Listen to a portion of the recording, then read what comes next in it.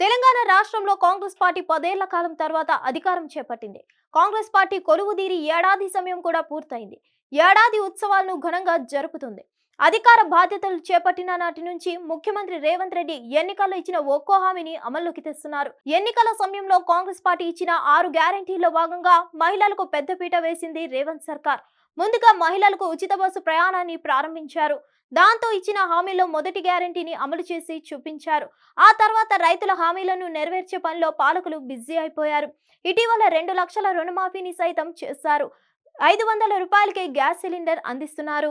అయితే ఇచ్చిన హామీల్లో ఒకటైన హామీ తులం బంగారం. ఒక్కొక్కరికి 2500, చదువుకునే యువతలకు స్కూటీలు వంటివి అమల్లోకి రాలేదు. దీంతో దీనిపై చాలా వరకు విమర్శలు వచ్చాయి.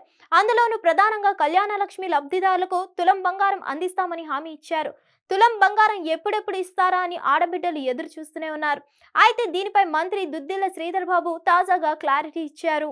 ప్రజా విజయోత్సవాల్లో భాగంగా మంత్రి శ్రీధర్ బాబు ఓ ఛానల్ కు ఇంటర్వ్యూ ఇచ్చారు. ఈ సందర్భంగా తులం బంగారంపై ఆయన క్లారిటీ ఇచ్చారు.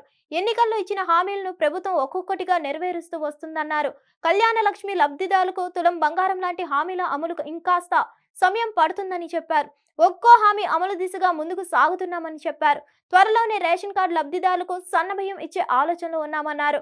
పెండింగ్ హామీల అమలుపై కసరత్తు జరుగుతుందని తెలిపారు.